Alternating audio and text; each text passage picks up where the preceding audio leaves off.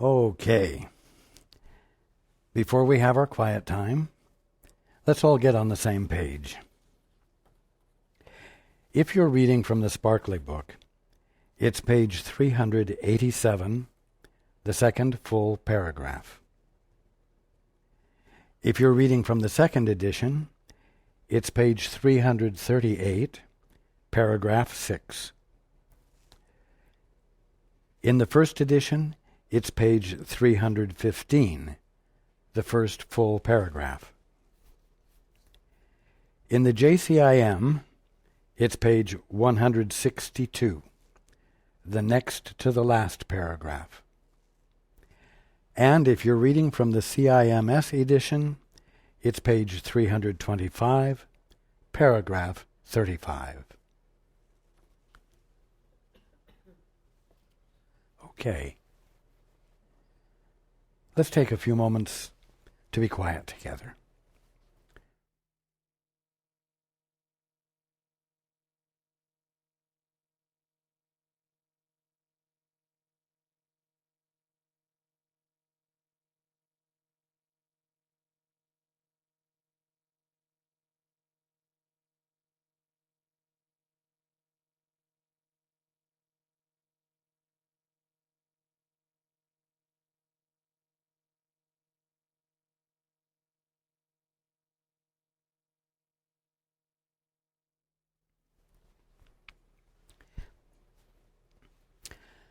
Okay. Good evening. And welcome to everyone who's joining us on the internet. Well, for almost everyone on the globe, it's Easter Sunday, even though where Paul is sitting, it is still Saturday evening. And so, I guess we could say this is my Easter message. But then, every time we talk, it's an Easter message, isn't it? Every time we talk about emerging from the tomb, except that we've been calling it emerging from the orphanage.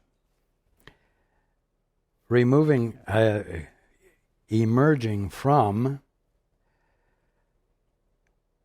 an overwhelming state of ignorance of who you are and what you are, an ignorance which blinds you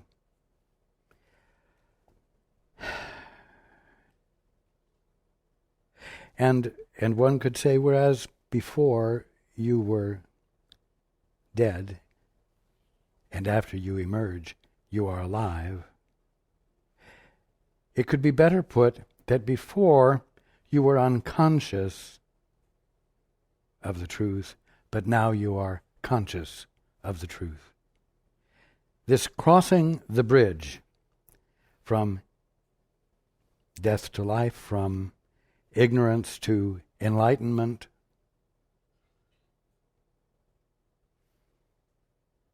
is our total subject, isn't it? And it has been. Now, at the present time, we've been talking about the special hate relationship. And you know what? It just happens to relate to Easter.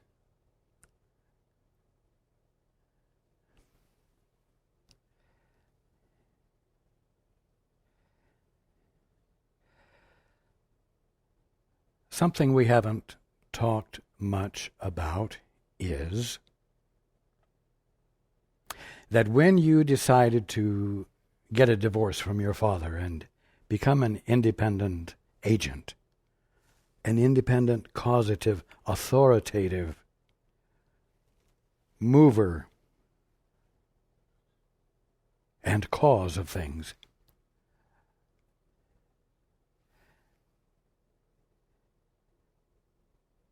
it has by now become clear to you that you lost not only the experience of your source, and therefore the experience of who you were, you, as we've discussed, immediately became aware of fear.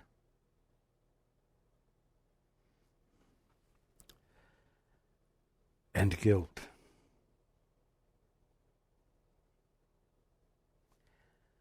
But the thing we haven't talked much about is that when that happened, a shift occurred. You shifted from what I'm going to call mind identification to body identification. Before this happened, before the divorce, you experienced yourself as that infinite mind in which all experience of creation and being and life was going on. You did not find yourself in any form. And yet, all forms of creation were inseparable from you and were part of the infinitude of your being. Again, though, you were not captured by or held within any of them. Your infiniteness was inseparable from the meaning of wholeness, completeness. But when you got this divorce and insisted on it, you found that you lost the infinite view, and you became identified with what you call your body. And you immediately perceived everything around you as bodies, a body of a tree, a body of a cat, a body of a brother, of a sister, a body of a planet. You saw everything as bodies. And because your experience of yourself as a body was inseparable from fear and guilt, fear and guilt were associated with all other forms. And so, you immediately, as we have discussed, became defensive, self-protective. But mind you, the thing we haven't discussed at any length was the fact that this that needed to be protected, called self-protection, was a body. Everything you did, all of the conclusions you came to, all of the reasonings, all of the agreements, mutually developed agreements that all of you came up with, were colored by the fearfulness, the undependability of form. Your fear was all pervasive. So, what happened? You used your body for two purposes: self-defense, self-preservation. And you also used your body against other people's bodies. And so, your body became your salvation and your downfall. After all, if you could use your body well enough to protect yourself, it was your salvation. But if another used his or her body well enough to injure you or undermine your physical well-being, then your body became your downfall, not your salvation. Now, the reason you need to understand this is because part of crossing the bridge that we're talking about, part of coming back home, involves shifting from body identification to mind identification.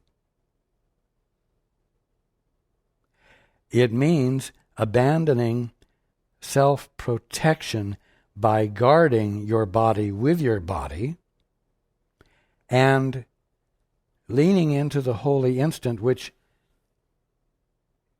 is an entirely mental act in an entirely mental environment. When you engage in the two-step and move into the holy instant, you are in mind and identifying as mind, no matter how briefly it might be.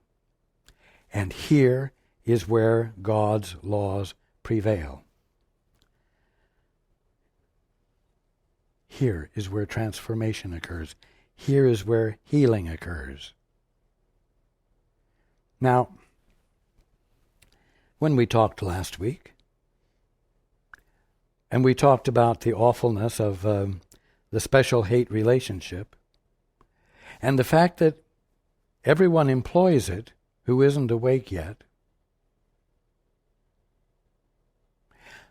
you could have construed what I was saying to apply only to what you thought, to what you are perceiving in your mind, or what you are misperceiving, but it's all mental.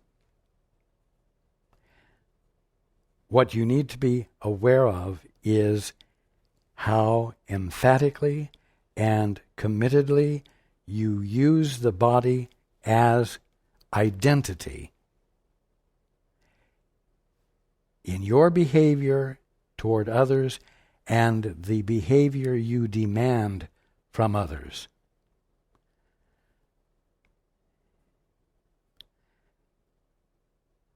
This is detrimental. This is destructive. It is destructive in the sense that it absolutely distracts you from the willingness to move into the holy instant, to move into your mind, you might say.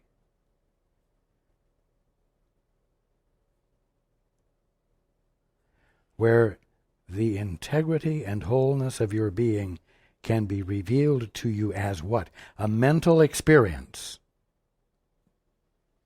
But a mental experience that is so all-embracing that it causes you to be able to completely relax and let go of physical defensiveness. And in the absence of physical defense and the feeling of the need for it, physical healing can occur, and your behavior toward your brothers and sisters can change. And so you would say social change occurs.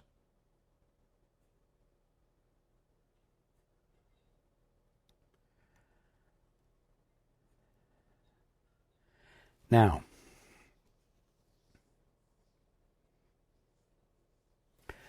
when I was apparently born, it was very important for my presence to be perceived as the emergence of a body, a physical organism, because it was necessary for my presence to be able to be linked to the house of David in the Old Testament, so that the prophecy of my coming could be validated by those who saw themselves literally as nothing more than bodies themselves. But you know what? It has been said that when John baptized me, I came into the full awareness of who I was and who my source was. But I will tell you that it was never absent from my mind, and I was always taking guidance from the Father for the purpose of fulfilling purpose, and therefore at no point in my lifetime then did I think I was a body. At no point was I unconscious of myself as the fullness of mind. This is important. It's important to understand, because today history and teachings regarding my life and regarding Christianity have carried forward the idea that I was a body. God became man. God became a mortal. God became someone physical, organismic, just like you. Well, it's time to abandon that idea. It's time to know that that isn't true, and that, therefore, in all the time I've been speaking with you, and we've been going through the course, I have been helping you to learn that you were never a physical organism any more than I was, and that you, all the time you have been believing you are a physical organism, a body, you have been the full representation of mind, the Father's mind, the Father's will, the embodiment of God, just like me. And that you have been mind, consciousness, and not a body. You see, initially, to get everyone's attention, it needed to seem as though the divine became utterly, awfully human. But because it was divine, the awfulness of humanity wasn't fully expressed or even minimally expressed by me. And so inspiration was possible. Now, for 2,000 years, many of you have given attention, still believing that you're a body and that I was a body and that it was important for me to have been a body, for God to have become man. No. It's time to shift. Rather than everyone believing that God became man, it's time for man to become aware of and embrace his holiness, your holiness. It's time, because it's only in this way that you're going to abandon the body identification and the ongoing belief that your salvation is physical salvation, and that perhaps your physical salvation will come at the expense of someone else's physical well-being. Got to get past this. We have to get past this. Getting past it is part of abandoning the special hate relationship. The only reason that the body is being misused as an object and as that which you think you are is because you are insisting on denying your holiness, denying your present divinity. And that's part of the special hate relationship.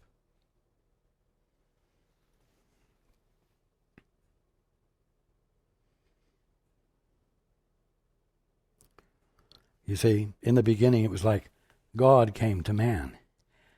Well, it's not the beginning anymore.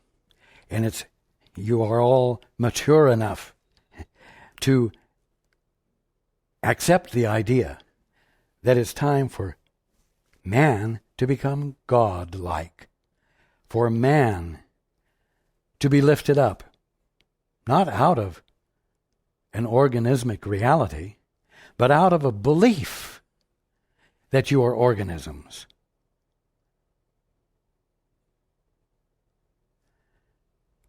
You see? What is it as you go through your weeks that distracts you most from the holy instant? Taking care of your body. taking care of its aches and pains, making it feel better, taking care of it well, defending yourself, if necessary, against a predator, whether it's a human or an animal. And so you engage in using your body to protect your body instead of realizing that what is called for is the two-step, the hesitation, the asking, what is the truth here? And then listening and making room for the infilling of truth that will bring you into the holy instant where God's laws prevail and clarity or healing or resolution can occur without once employing the body for or against anything.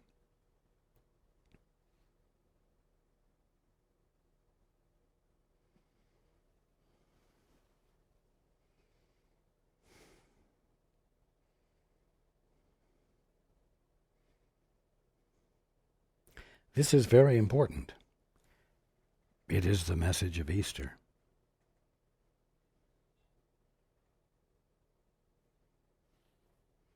So,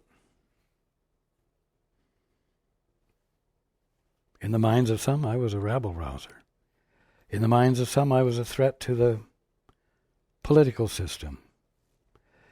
In the minds of some, I was a threat to the religious established order, the established religious order.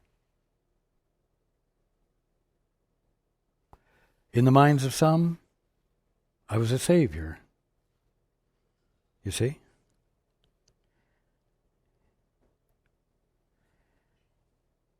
A savior who could save them from the vicissitudes of human existence. Relieve them like magic from doing what we're talking about doing right now, which is finding the willingness to see yourself new and to make commitment to that new vantage point, that new self-perception. And then changing, allowing yourself to be changed by the new perspective. And so what happened? Self-protection came into play. And bodies acted against bodies. And in some cases, some bodies acted on my behalf against the bodies of those who would have harmed me. And those who were afraid took action against my body to harm me and remove the distraction from established order. So, there we have it. The special hate relationship trickled down, you might say, into each individual's self-perception in which guilt and fear are inseparably and forever present as long as you're claiming to be an orphan. And the belief that the only solution to the threat is to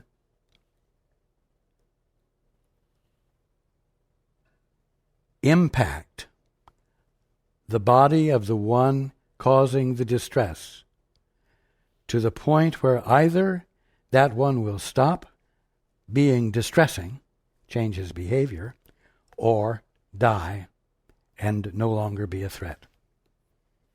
So, you know what? I could ask, figuratively speaking, how many people did you crucify this last week? How many people did you see as a body? And did you respond to as a body so as to coerce them into better behavior, or maybe even punch them in the shoulder or the face, or knock them down and have a fist fight or a wrestling match to get them under control. How many of you dealt with your brothers and sisters as though they were bodies rather than the presence of mind, which is the mind of God, the Holy Spirit? If you did that, you may know that you were not seeing yourself as the Holy Son of God, and your behavior hasn't changed yet. And the call for change is still present. The call of Easter is still viable and active today in your lives. And that's what choosing for the holy instant means. Now, there are those around you who think they're bodies and who think you're a body and who think that they need to get control of you. Or they think that you're a body of a Savior and they need you to save them. Or they need to convince you that you are a Savior when that's not where you're at.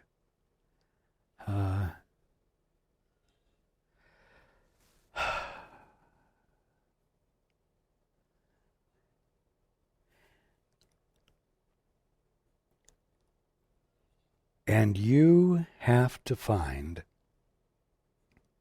a way to deal with those actions and beliefs without dying in the process, without accepting the invitation to identify yourself as a body and react as a body defensively, and instead practice the two-step. Do you see why this is so important? I keep saying, as you go through your daily life, ask, what does this mean? What does that mean? What does the other thing mean? What needs to be known here? What is my appropriate action? And why is the action that you tell me appropriate when my conditioning as a body says something entirely different? You see? It's important because your constant inquiry, your constant curiosity to know what the truth is here is what disengages you from your habit of body identification and behavior directed from your body to the bodies of others for purposes of control. It all goes hand in hand. Now, I said that I knew all along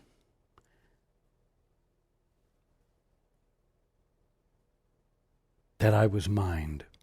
I knew all along my conscious experience of being was not altered in any way from the Father's conscious experience of being as the infinite mind with a capital M that is what causes all of creation. So,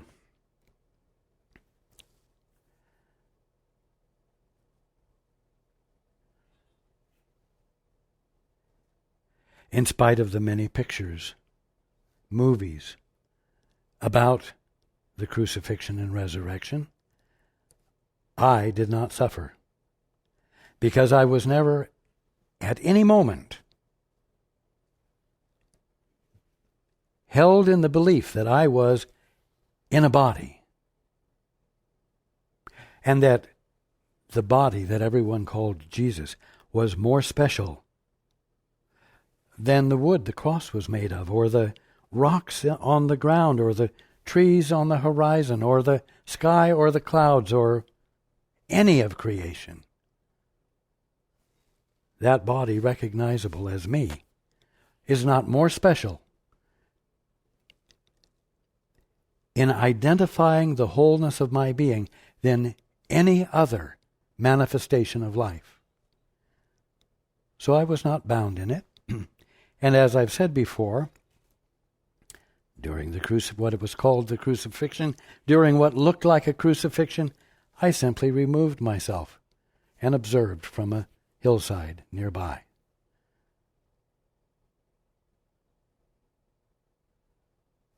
Would you call that an out-of-body experience?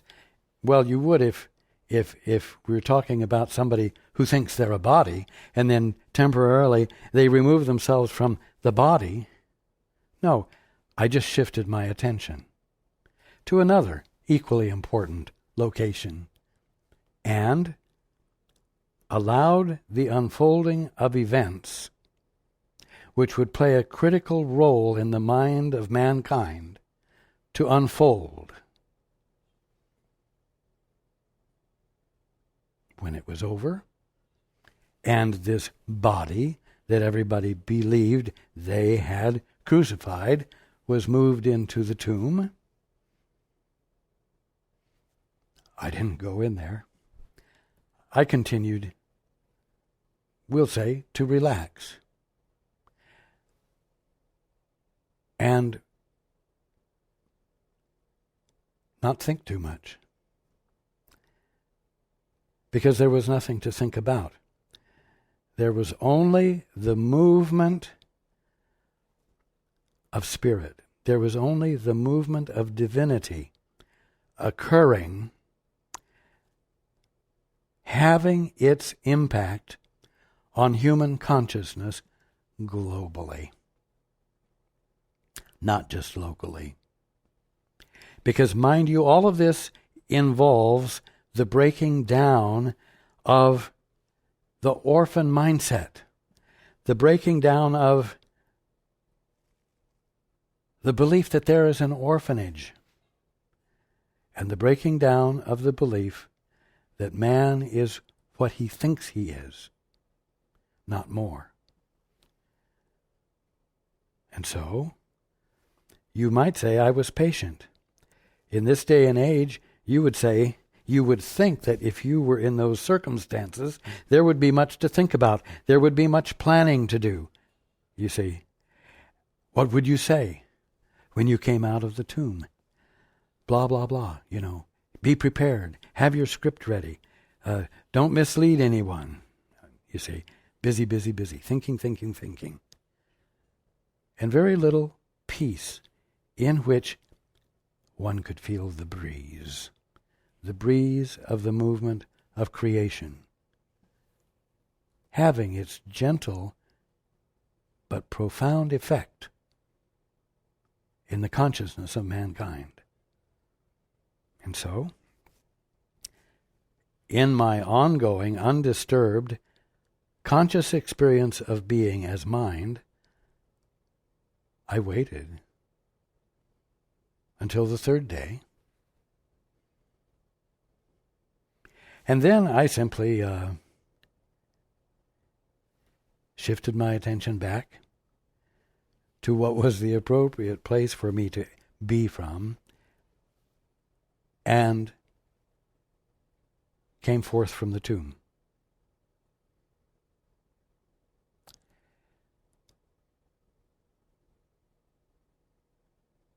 Now, that was called the resurrection. That was called coming back to life.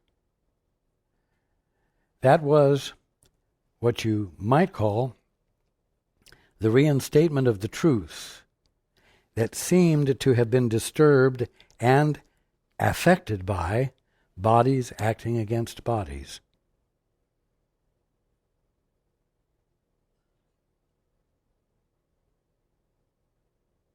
But it was really the uninterrupted movement of this process whereby the truth dawns in human consciousness. That's all. It looked that way, but the way it looked is not what was happening. Love was being expressed and embodied in a manner that had indelible impact. Indelible impact. Indelible healing benefit. So now, why am I saying all this? I'm saying it because you must know that when you are still living in a world where it's easy for you to believe you are a body, and where those around you believe they are bodies, and that their best and only means of dealing with you involves manipulating you as a body, there is a way for you not to be affected, debilitated, or destroyed. And the way is to abandon the orphanage. It's that simple. You have to abandon the mindset of independence in which fear and guilt and self-hate abide without interruption. That's all. That's how you get out of it. You don't become a better body able to control other bodies better. You don't become a more loving body in order to affect people beneficially, bodies beneficially. You don't function in the illusion of love or the illusion of hate.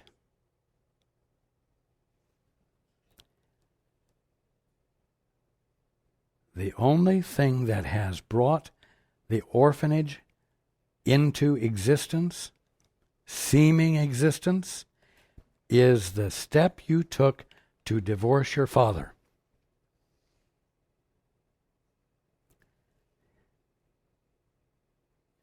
I didn't divorce my father, and therefore I suffered no crucifixion.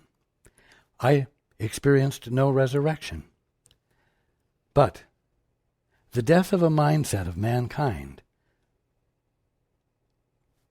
occurred, and the resurrection of the truth, to some degree, occurred. Why? Because I didn't get a divorce. And so God's laws prevailed for me. As each one of you moves into the holy instant, as each one of you dares to assume that everything you know is probably false or severely biased, you will sincerely ask what the truth is more frequently. You will reach outside of your current mindsets.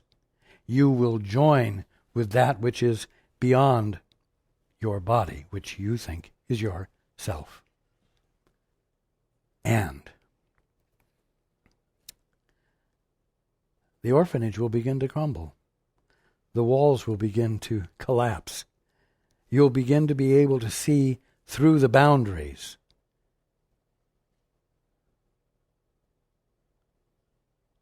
Your resurrection will occur.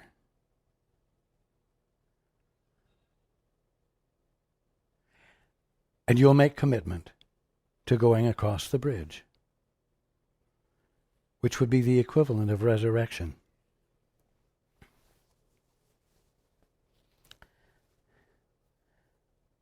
Was the ascension a movement to another dimension where human life was risen above, where body existence ended? Is that what you have to look forward to? No, that isn't what it meant at all. The ascension did involve the movement of what everybody perceived as my body rising into the sky. But you know what? It was the same action that occurred when I removed myself from a crowd up into a mountain, or when I went from one side of the sea to the other instantaneously. It was just a shift of the attention. Crossing the bridge is your shift of attention. It's that simple. That's the equivalent of the ascension.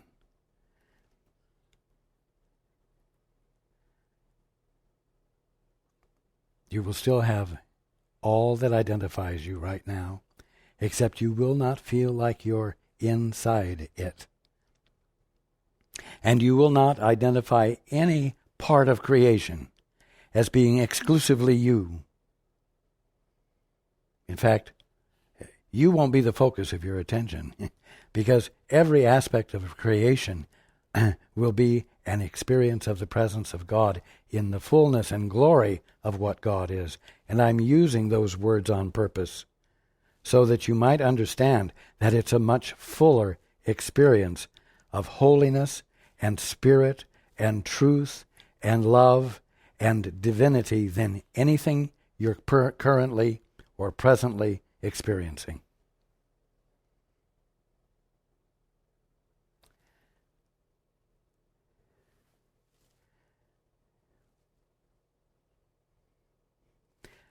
The other side of the bridge is on the other end of your attention.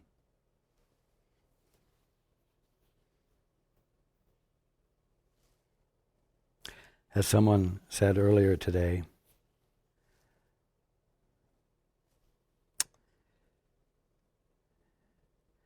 wherever you give your attention, your faith goes there with you.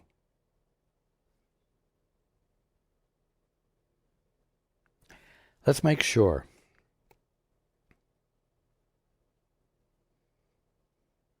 As you face the bridge with an intent to move across,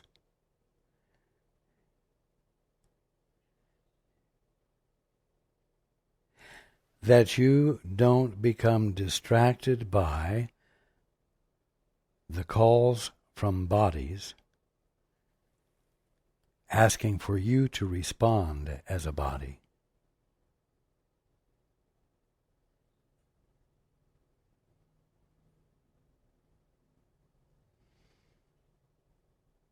Because if your attention goes there, your faith will go there. And where your faith goes, your belief becomes embodied.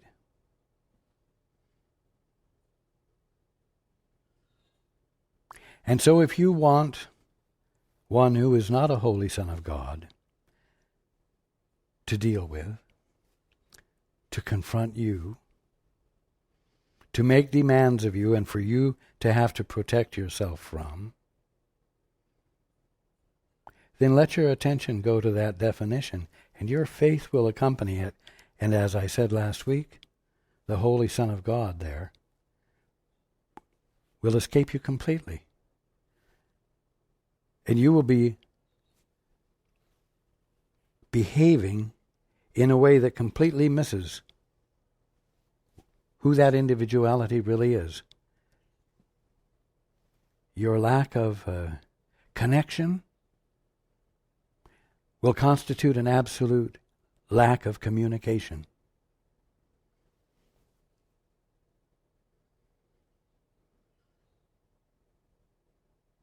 And the illusion of a battle between salvation and its opposite will seem to occupy you, and none of it will be real.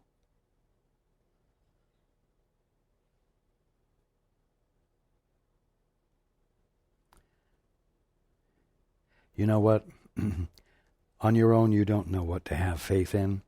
So be careful where you automatically give your attention.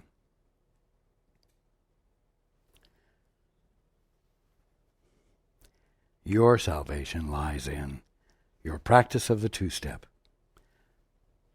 Hesitating, not responding out of habit, mentally or physically. Hesitating, stepping back, and inquiring, what's the truth here? That's your salvation. Because then a body demanding something of a body is not what is confronting you. What's confronting you is the answer you are intent upon hearing, the answer to the question you're asking, not the demand the other is making of you. That's the key. We've talked before about bad behavior being a call for love. Well, it should be becoming clear to you that it's not a call for you as a body to love, because that's just a special love that's used to cover up a special hate. It's one illusion attempting to do something to another illusion. The result being no salvation, because where the attention went is where the faith went, and where the faith went is where the manifestation came forth. That will even more severely convince you that you must be a better body.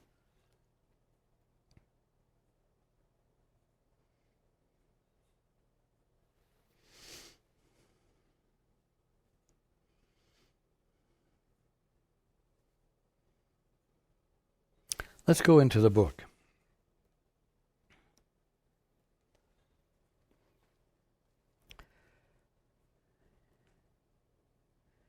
I'm going to back up slightly. There is no conflict. In the choice between truth and illusion. No conflict.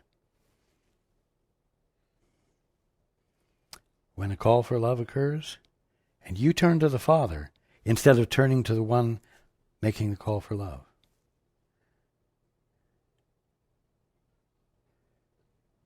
you're making a choice for truth, and there's no conflict in the choice between truth and illusion. Seen in these terms, no one would hesitate. But you see, everyone tends to see in the terms of body identification. And on those terms, you would hesitate. But conflict enters the instant the choice seems to be one between illusions. For this choice does not matter. As I said last week, it doesn't matter because whichever one you make, the choice has been made for illusion, and therefore you are still deluded. Nothing has happened. So it makes no difference which one you choose. Neither one of them gets you out of the orphanage.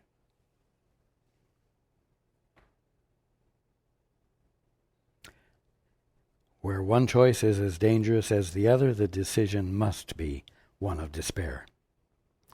Now, your task is not to seek for love, but merely to seek and find all of the barriers within yourself which you have built against it.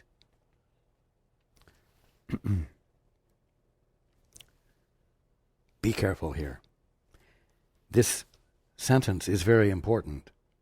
But as I've said before, it doesn't mean go on an internal witch hunt. It is not to become your task to find out what's wrong with you. It is your task to find out where beliefs are governing you instead of understanding.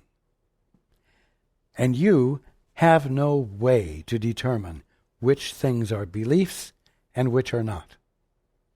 And so, your task is not to seek for love, but merely to seek and find all of the barriers within yourself which you have built against it. I've been telling you over and over how to do that. How do you find all of the barriers? By assuming that everything you know, everything you think, constitutes a barrier. And therefore, you have nothing better in this whole world to do daily than to say, Father, what is the truth here? Just like a curious child. Daddy, what's that? What's that? What's that? What's the truth here? Bring that curiosity into play. Because the answer you will get when you are not insisting on authorizing the answers will uncover illusion and truth. And the truth will be so wonderful and so obvious that you will immediately let go of, abandon the illusion. It's that simple. It is not necessary to seek for what is true, but it is necessary to seek for what is false.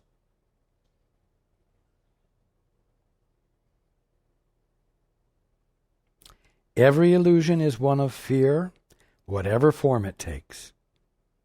And the attempt to escape from one illusion into another must fail.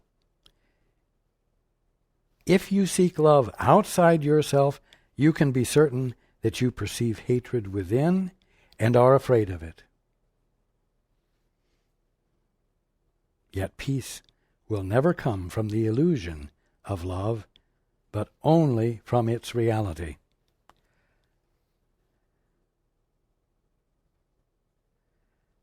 Again, it can be misleading.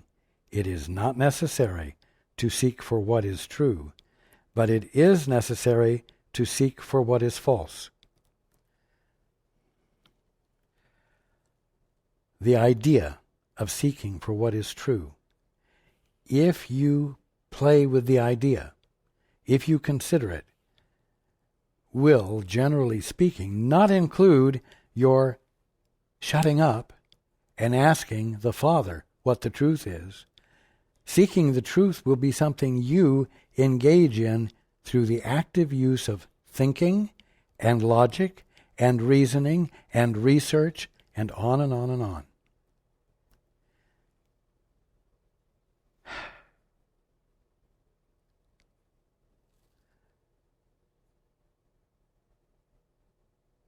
Instead of engaging in any activity, either trying to discover what the truth is or trying to discover what the illusion is,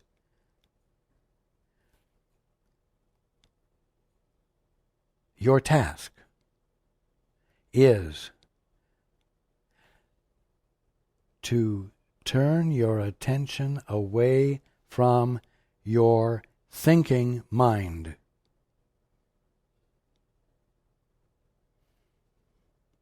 It's like you must do the opposite of what you're inclined to do. You must become still, like meditating, in which you have no other agenda going on. Not meditating so you can hear the truth, but meditating so that in the peace you experience, understanding can unfold because that's what it does. Not because it's what you're doing. This is important.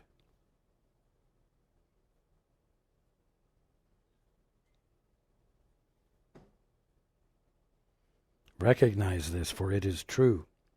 And truth must be recognized if it is to be distinguished from illusion. The special love relationship is an attempt to bring love into fear and make it real in fear. What does that mean? It means to bring it into a fearful circumstance and let it be real in the middle of that fearful circumstance and become transformational in that circumstance without ever lifting either one of you out of it into the place where God's laws govern absolutely.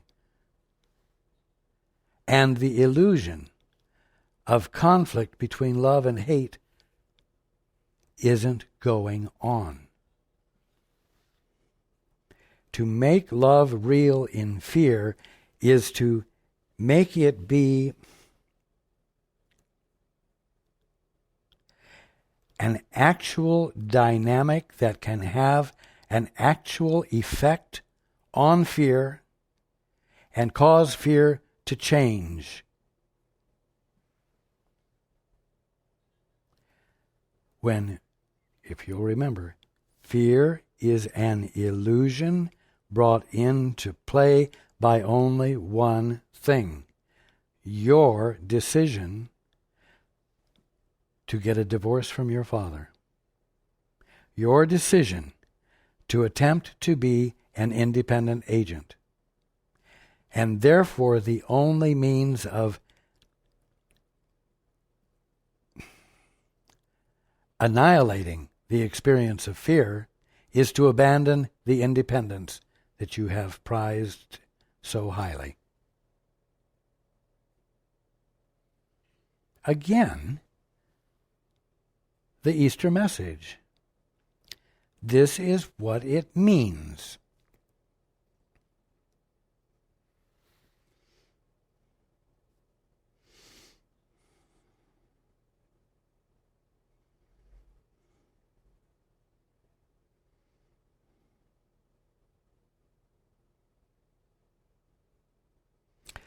In fundamental violation of love's condition, the special love relationship would accomplish the impossible, if it could. How, but in illusion, could this be done? How, but in illusion, could this be done? It can't. The Easter message is the message of stepping out of the illusion of oppositional forces.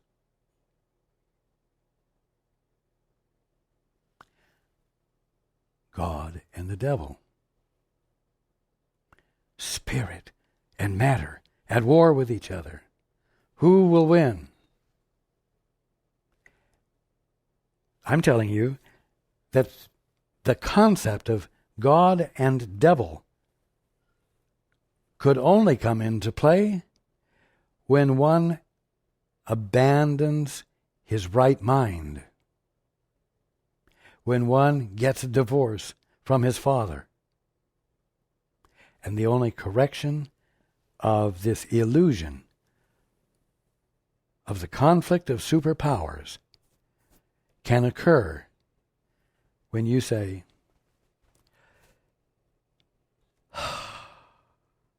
Father,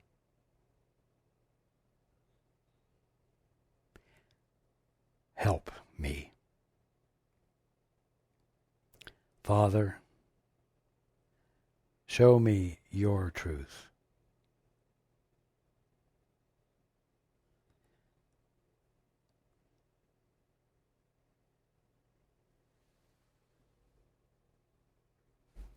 That's what you do in the tomb. That's what you do in the tomb. And that's the way you come out of the tomb.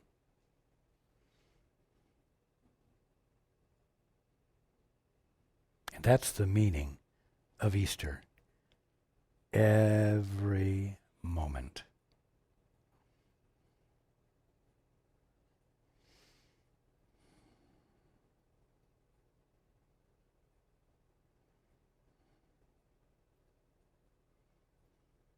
Happy Easter. Meaningful Easter. Sober Easter.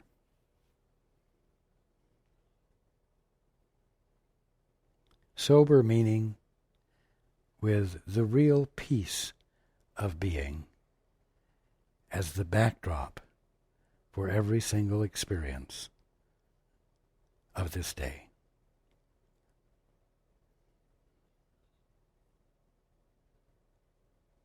Okay.